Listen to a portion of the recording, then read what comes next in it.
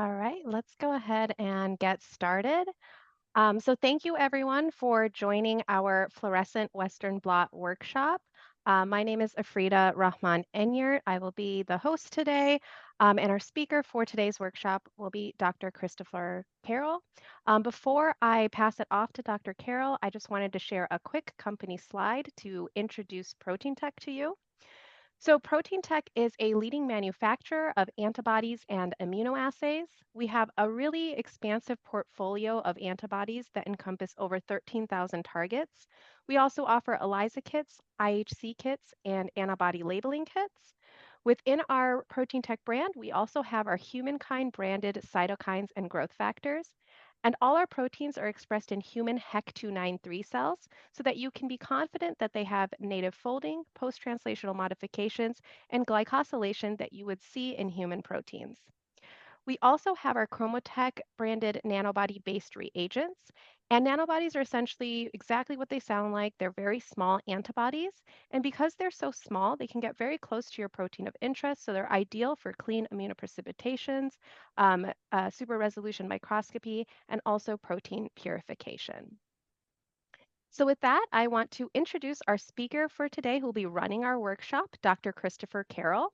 So Dr. Carroll is a molecular biologist with 10 years of experience spanning both academia and pharma. He is currently a research fellow at Lund University, focusing on cancer polyploidy in response to treatment.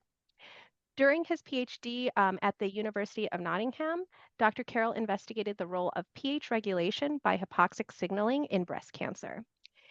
He had previous roles as a scientist at AstraZeneca and GSK and is also an advocate for public engagement and outreach. Since beginning his scientific career, Dr. Carroll has undertaken hundreds of Western blots successfully.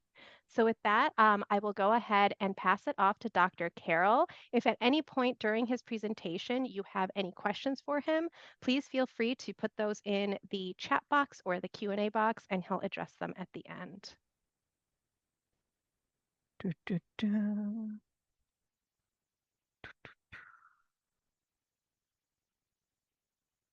Brilliant. Thanks for the introduction. Yeah, so I am aware that the Western blot has quite a bad reputation among many scientists, and it can be a bit fiddly. And as a visual endpoint, you can kind of see some of the monstrosities that you've created. But hopefully, with some of the tips and techniques and with fluorescent secondaries, maybe we can turn that around and maybe make the Western blot one of the workhorses of your assays in the lab. So to just quickly go over the contents of the workshop, I'm just going to talk about the main differences between a fluorescent Western blot and chemi. And then I'm going to give you some applications for the fluorescent Western blot. This is mainly going to be designed around previous experiments that I've done and think are kind of closely related. It isn't in no way a exhaustive list. There's clearly going to be much more options that you can do with the fluorescent Western blot. And then following that, I'm going to give you some tips and troubleshooting and maybe just some personal examples of where things have gone wrong previously. And then following that, there'll be a bit of another note from Alfreda and a Q&A at the end. So just to kind of kick this off, I'm not going to give you the history of the Western blot in and of itself, but I will give you a bit of an overview of the technique itself. So you're going to start with your protein isolation, whether that's from cells or tissue or whatever, and you're going to collect the lysate, quantify it, and do your media prep. Then you will load your samples onto a gel and separate them out based on size using SDS page. You will then transfer the proteins to a membrane, block the membrane, and incubate with a primary antibody, and then wash, usually with like TBST. Incubate again with a secondary, wash it again, and then follow it up with either a chemiluminescence or a fluorescence detection. So to just quickly go over how the chemi detection actually works. So if we just look at this graphic here, you've got your membrane at the bottom with your protein of interest bound. You will then use a primary antibody that's specific for your target that will bind to it. And then you'll use some secondaries that are specific for the constant region of your primary raised in a different host that will then bind. And this will allow you to amplify your signal. And on the secondary antibodies themselves, they'll be conjugated to HRP. You'll then add a substrate, luminol, that will begin a chemical reaction, and the byproduct of this reaction is light that's emitted. This light is then um, quantified using a detector, and then through that you'll be able to quantify the expression of your protein, whether it's there or not, or how much. So following this, we're just going to quickly show you how the fluorescence detection works. It is in fact quite similar. The only difference being that instead of being conjugated to HRP, the secondary antibodies themselves are actually conjugated to a fluorophore. And because of this, and because there's so many different fluorophores that you can choose from, this gives you kind of quite a wide variety of how you do this. So in the same way that you could run an immunofluorescence experiment with multiple different fluorophores, you can do exactly the same with Western blot. So just on the left here with our graphic to explain it, we've got 3 different antigens that we're interested in and 3 different primary antibodies. And each of these primary antibodies are raised in a different species, so rabbit, mouse, and goat. And then what we will do is we'll take some secondaries, in this case, donkey anti-rabbit, donkey anti-mouse, and then a chicken anti-goat, each with different wavelength fluorophores. And then this will allow us to detect all 3 of them at the same time and not have to rerun the blot to be able to calculate as much. So on the right is just an example of what I would recommend if you want to multiplex and do 2 or 3 proteins. We've got 488, 594, and 647. And if you look at the emission spectra, there's very little spread over them, so you've got no worry about bleed over or anything like that. So one of the really kind of like main takeaways here is that the ability to multiplex with your fluorescence system allows you to not only just target multiple proteins of interest, but also do your total protein stain. And then because of that, you don't actually need to cut or strip your membrane to test multiple proteins. It's totally fine to do that if you want to get more out of your sample, but it's just not quite strictly as necessary. Another thing is that the stability of your fluorescent signal is quite stable, especially if you store your blots properly. This signal can last a very long time, unlike doing chemi where the signal is not very long lasting. It's quite short, and also it's not got a very long dynamic range. So as well, once the secondary is bound and you've washed it, you can actually just place it directly in the imager and run it straight away. You don't need any additional reagents or film, or you can store it and come back and image it whenever you need to. And one of the really big things that's kind of why I think you should really look into fluorescence is just this large dynamic range that you can get with fluorescence. You can detect really highly expressed and really lowly expressed proteins quite well, which is not something that's kind of as well done with chemi. And because of this, your blots are going to be much more reliable and more reproducible, which is going to be very important for quantification, whether it's a small change or even quite a large change. Now, going forward, I'm going to give you some examples based on my research. And I know when a lot of people see fluorescent Western blots, they usually think of the red and green. I'm going to switch everything to grayscale, and I'm also not going to superimpose the images on top of each other, just in case anyone's red and green colorblind, so they wouldn't have been able to see it anyway. And also, it's a bit easier to tell differences using grayscale. So since I'm giving you some example, I'm just going to tell you how I've been running my blots as well. So when I'm extracting, I'm using a 4-mole urea buffer. The buffer that you use is not really going to matter so much as long as it's prepared and used correctly. Ripper is totally fine, MP40, and so on and so forth. I'm just using 4-mole urea because it's better for some of the targets I use regularly. Then afterwards, I run my blots at 300 volts for 15 minutes. That's just because the system that I use can handle that. Don't go and run your blot straight away at such a high voltage. Just go check with the manufacturer of what it can do. It's totally fine to run it at a much lower voltage, but take longer, and your bands might actually end up a little bit more crisp. And then when I transfer the membrane, I use semi-dry transfer, which takes about 7 minutes. The alternative is to go low and slow and do a wet transfer. And you can also, leave that overnight if you wish. And then when I block the membrane, I use a synthetic blocking buffer that takes 5 minutes. You can also use BSA or you can use milk, but you might have a higher background when that happens. And specifically the membranes that I use nitrocellulose instead of PVDF. And that's because nitrocellulose has a lower autofluorescence. Even low autofluorescence PVDF still has a much higher amount than nitro. So I would always recommend using nitro. Plus, if you use nitro, you don't actually need to activate your membrane. Then for the incubation with a primary, it's either 1 hour at room temperature or overnight at 4 degrees, and then washed with TBST. And then same again with the secondary antibody, 1 hour at room temperature, washed with TBST, and then I image. And that the imaging time roughly takes 2 to 30 seconds per channel. That just depends on how strongly expressed my protein is. And the fluorophore, I've got my detector set up to automatic. So even at the longer end of the spectrum, it's still only going to take an hour, 1 minute and 30 seconds to image. So yeah, so I'm going to give you some direct examples from the work that I've done. And the idea with the examples I'm going to do is I'm going to give you two different proteins of very different sizes, but in different channels.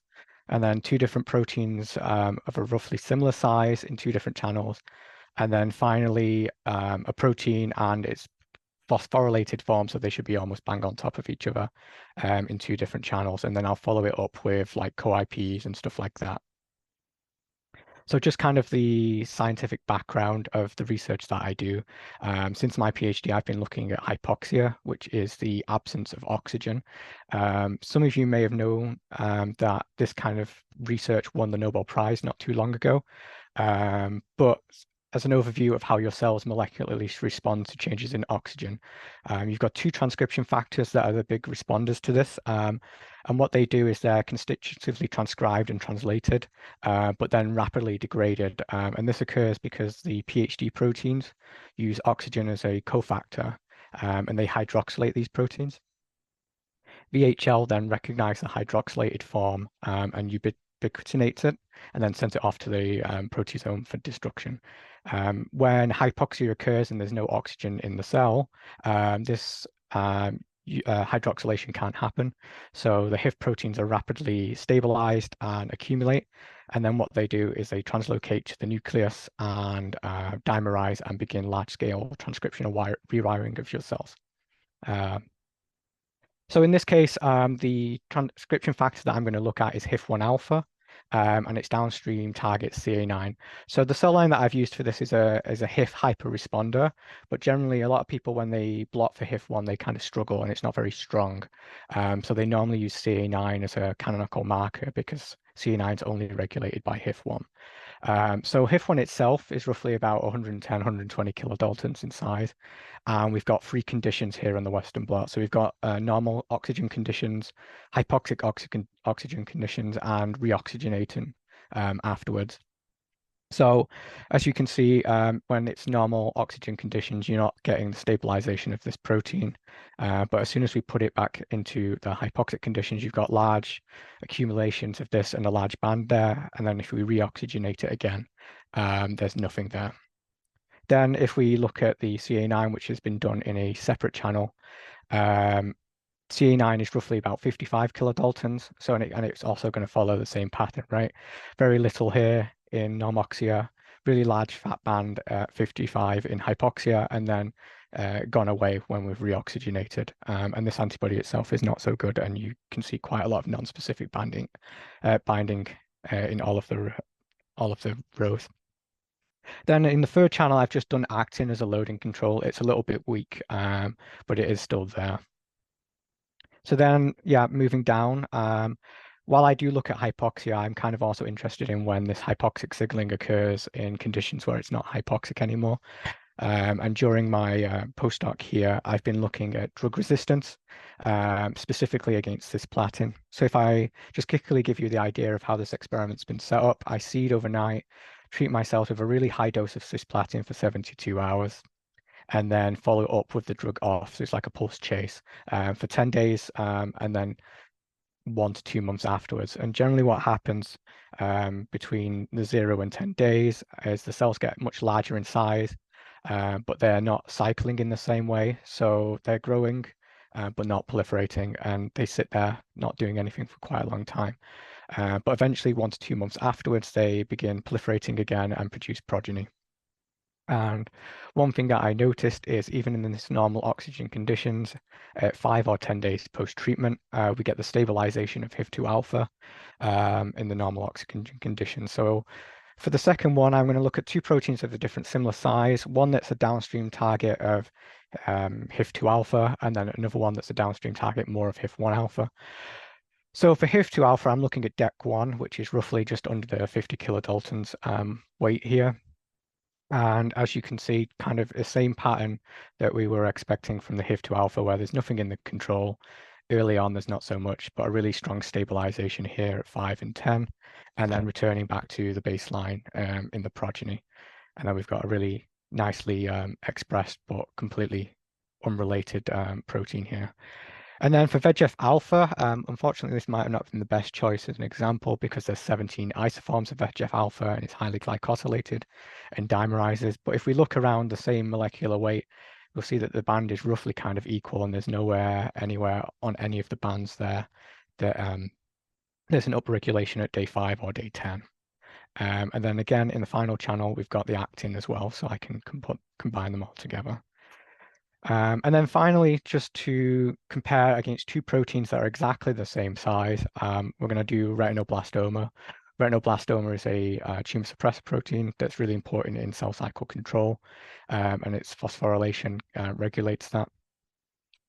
So on this example, I've actually run two sets of cell lines just because I had the space to do so, and I thought rather than crop the blots, I'll just show you the full thing entirely. So on the left, it's retinoblastoma, the total protein here. So in the control, and then slowly over 0, 5, and 10, there's a slight increase in expression, and then it's roughly similar back in the progeny. And then in the second cell line, actually 0, 5, and 10 has quite a high expression and is returning back to the baseline, again in the progeny. However, when we look at the phosphorylated form in this example, 0, 5, and 10 days post-treatment, the expression is going down, where it's returning to baseline, but not quite made it there again in the progeny here. But in the second example, it's a little bit more apparent where 0 and 5, 10, the expression is almost completely ablated. And then here is the expression of actin just as loading control. And if you look closely, you can probably tell here that I've actually cut my blots.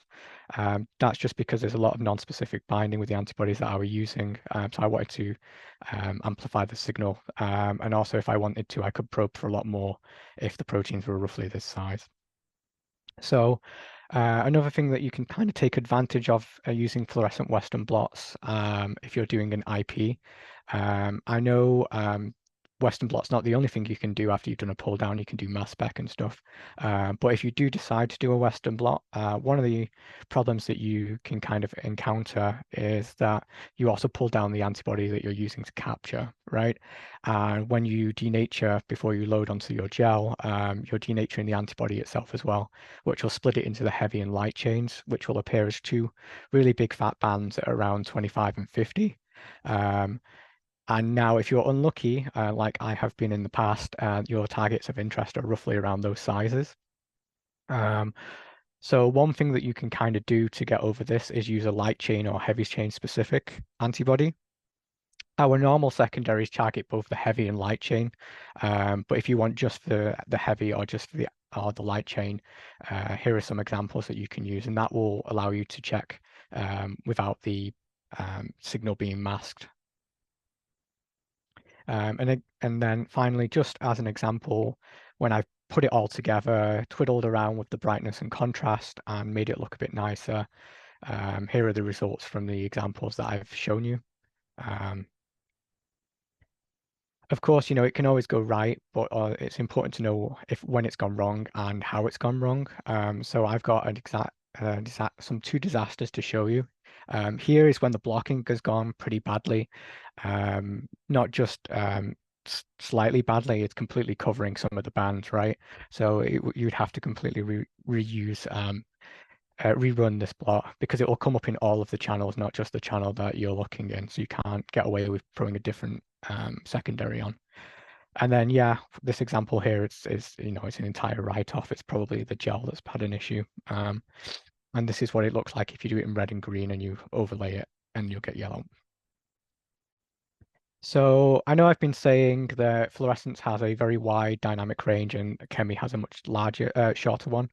There are limits to this detection, of course, as there is with everything. And for most people, this limit of detection is probably going to be more of an issue on the lower end. Um, so if you're struggling to detect your protein of interest, the obvious answer initially is just to load more protein, right?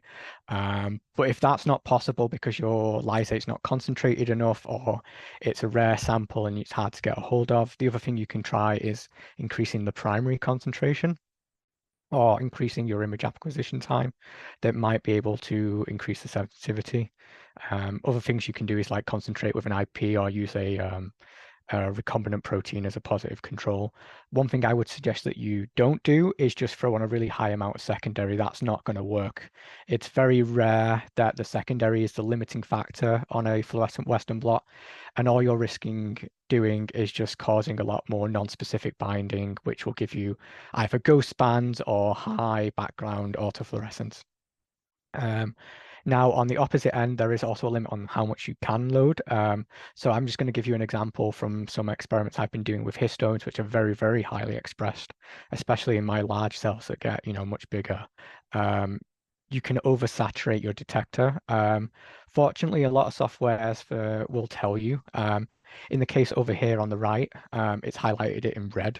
Um, so at least I know if I'm doing quantifications on this, maybe not to trust it so much. Um, so yeah, I would always say check the raw numbers from your densitometry as well. If you're hitting a peak and you're seeing two different images, or two different band sizes, I would just be a little bit worried. Um, the obvious answer to this is just to load less protein or try and reduce your acquisition time. Um, and I wouldn't just trust the picture of the blot that you see when you load it up as well, right? Because you can change the brightness and contrast to make it look nicer or stronger. Um, but the raw numbers are not going to change. So yeah, now just kind of some tips and thoughts about when you're doing fluorescent Western blots. So, a lot of time when people are doing some molecular biology experiments, they can tag their proteins or they can just knock GFP in directly. Um, And after blocking, theoretically, you could potentially just image right away. But that's very unlikely to work unless the protein is expressed in crazy high levels. I would still always recommend that you use a primary anti-GFP antibody, and that will allow you to amplify the signal and get a really nice strong band.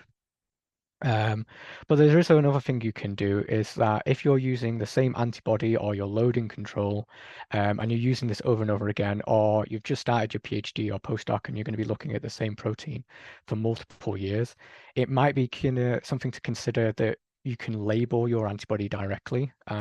This will allow you to either throw it on at the same time as your secondaries or just throw it on directly, wash, and then image. And here at Protein Tech, we have the flexible kit for labeling your antibody. If you're doing this, I would generally recommend you do this on a protein that's quite highly expressed because there'll be less amplification. And here on the right, we've got GAPDH and another protein that have been directly labeled with the primary.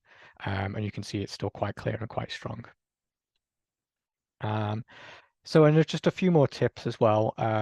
Keep everything clean. I know I shouldn't really have to say this, but it's kind of important, especially for Western blots, which give you a visual endpoint. Um, and then as an example, I can give you from when I was a PhD student, there was a postdoc in the lab that prior to going over and imaging his blots, he was dealing with some clonogenics and staining them with methylene blue, trying to avoid any sort of blue powder that will come up in the red channel when you image. So in that case, essentially everyone's red channel antibodies were not working anymore. We had to scrub down the inside of the machine for quite a while to fix that. Um, Again, if you are working with the fluorescent secondaries, best practice with all fluorophores is to avoid light. I know the newest generations of fluorophores are quite stable and quite bright, but again, best practice just to avoid it. It's not going to be the end of the world if it's exposed to light for a short period of time, but Don't leave it directly under bright light because you're going to reduce your signal. And then I also, just before I image, I kind of dry my membrane, just kind of leave it to drain slightly. That's because some of the fluorophores that I use can be quenched if they're wet. So just something to consider. And of course, the membranes that I use is always nitrocellulose. Um, and then when I'm blocking, etc., I would always recommend that you use a commercially supplied antibody dilution or buffer. They're just designed to be better and give you a nicer, stronger signal. And then because of this, yeah, just I would always recommend take that ability to multiplex, test out quite a few different proteins of antibodies from the same target and see what gives you the best signal.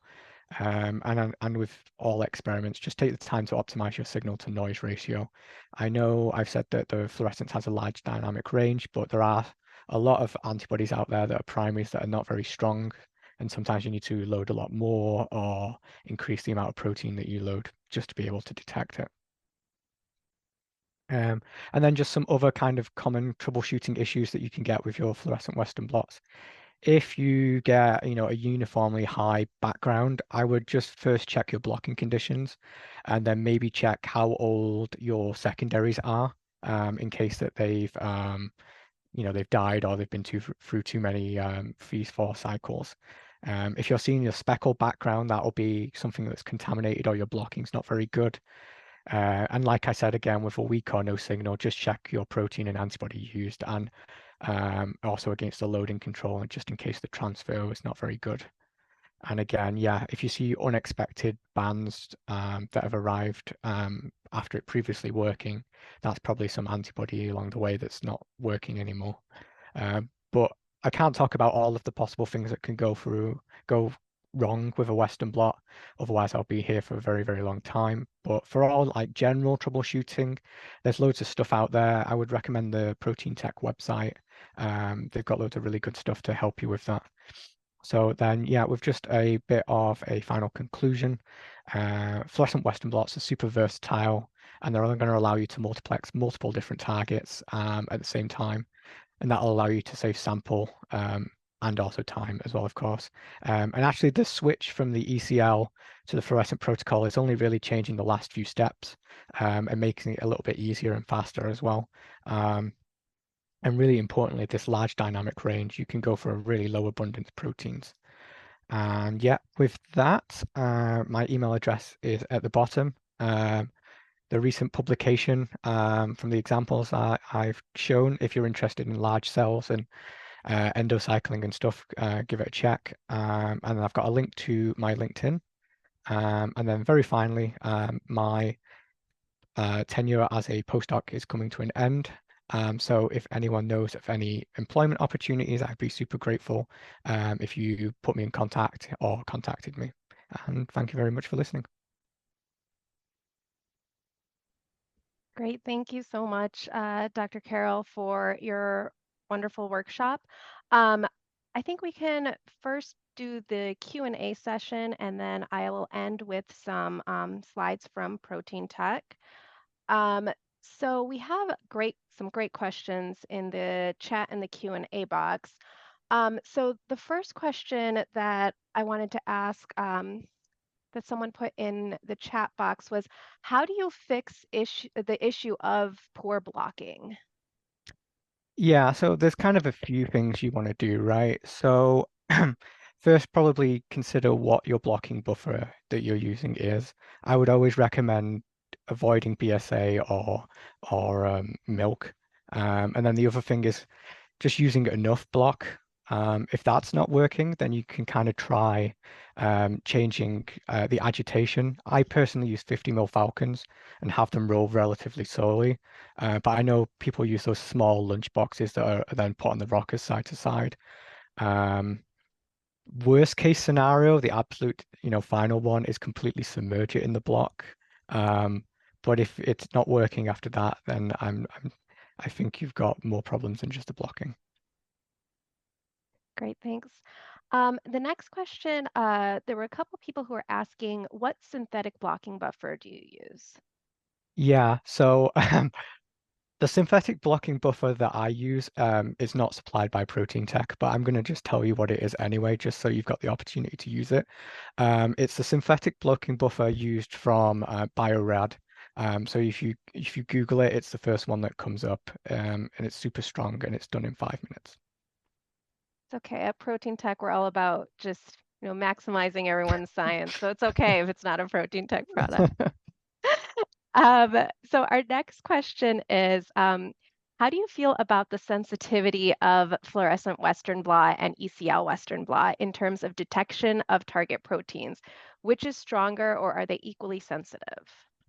Yeah, I've generally found that they're kind of quite comparable for the most proteins. Usually I've seen it's a lot better when you've got a lot of low abundance proteins. That's when the fluorescence really shines, so to speak. Great. Um, and then we also had a question about how do you recommend storing your membrane? Yeah, so I would dry it out, keep it covered in foil, and then just put it in the cold room. That's how I store mine for long term. And then it's going to last for months to years. Great. And then we just actually got a follow-up question about the blocking Mhm. question that we had earlier, where they're asking why you should avoid BSA when you're blocking. Yeah, so you don't have to avoid BSA. I just recommend using a synthetic one generally, just because the BSA can give you some slight autofluorescence and background that you wouldn't get if you use a synthetic system. Okay, great. Um, and then we also had a few people that were asking about when you were talking about the different applications, why the latter it gets picked up by the secondary antibodies. Yeah, so that's not being picked up by the secondary. It's a pre-stained ladder, and it's actually a very, very strongly expressed and stained ladder. Um, So I generally try and load as little of the ladder as possible, borderline on not being able to see it. And then you'll probably have noticed that if you use different channels as well, that ladder comes up a lot stronger in some channels than others. But it's not being picked up by the secondaries at all. Great. Um, do you have any specific suggestions or requirements when you're looking for secondary antibodies? So, for example, if you have a secondary antibody that you use for IF, could you use that for fluorescent Western blot? Yeah, theoretically, it should be possible to use it for Western blots. I use the ones by the companies that they recommend. The only thing that I would suggest is just check for cross-reactivity on their data sheets. I've known people that have lost, half a year's worth of work because it's cross-reacted with a different species. And then, kind of on the secondary train, what dilution do you recommend for using your secondaries? Yeah, so that's going to be completely dependent on which company that you use. But I use a 1 in 15,000 dilution. Um, our next question is asking how do you activate the membrane? Yeah, so for nitro, you don't need to activate, but for PVDF, you just add methanol for a short time beforehand. And then what you're going to do is you're going to submerge it in the uh, running buffer, transfer buffer, not running buffer, sorry. Awesome. Thank you. The next question, I can answer this in terms of flexible, but the question is, are the antibodies stable when attached or labeled? And if so, how long do they stay stable? This is going to depend on the way that you're labeling your antibody. If you're using the flexible antibody labeling kits, we do recommend labeling right before your experiment and using them right away. I'll talk a little bit more in when I talk about the product slides on how easy flexible is to use. So it only takes 10 minutes. And so just 10 minutes before your experiment, label your antibodies and then you can use it. I don't know, Dr. Carroll, if you had any other anything to add in terms of other ways of labeling antibodies and their stability. Yeah, I mean, always doing it just beforehand usually helps. But I've had ones that have been pre-labeled that I've been using for over a year and they've been totally fine. Sometimes you'll find that they might get a little bit dimmer, but overall they're generally quite stable. And then I think we have time for one more question. So there is a question about having more success using HRP versus, infrared. Are there any particular fluorophores or conjugates that you recommend when doing fluorescent Western blot? Yeah, I mean, I generally recommend using the ones from the previous slides. Those three are usually really strong and quite bright. So if you're going to jump into fluorescent Western blots, the 488 and stuff like that, they're going to be pretty good as a starting point. Okay, great. Thank you so much, Dr. Carroll. We're going to switch a little bit now and talk a little bit about some products that Protein Tech has. If after the workshop you do have any questions for Dr. Carroll, do feel free to email him. So I'm going to go ahead and share my slides.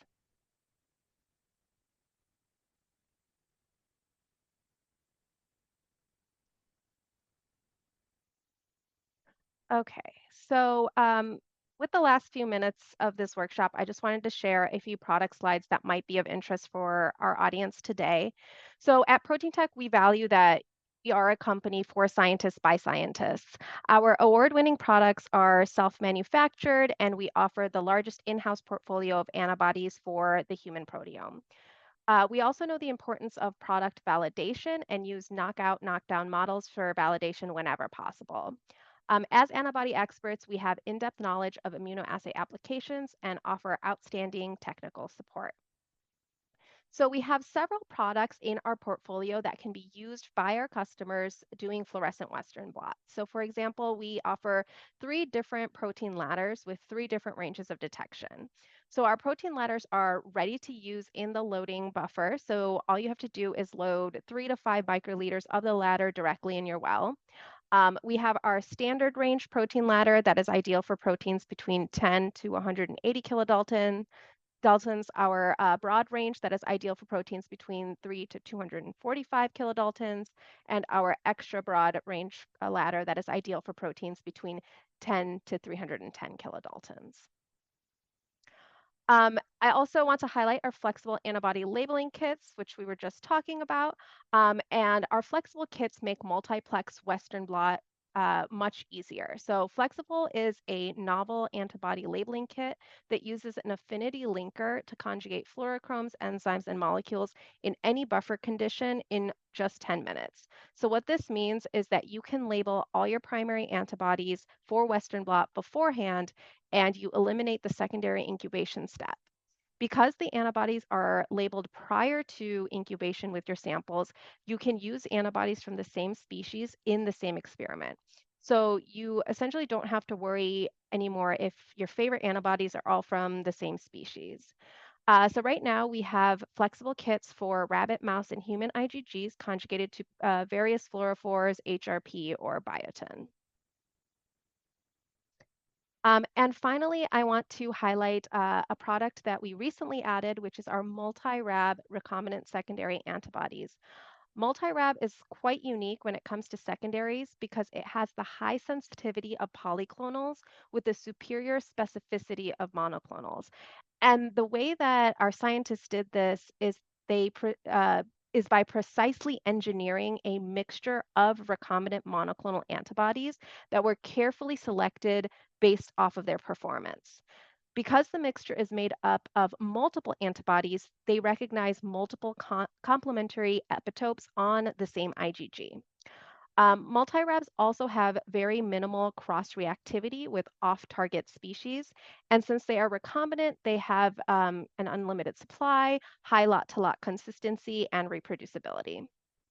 Currently, we have multi-Rab specific for rabbit and mouse in these various conjugates here on the right.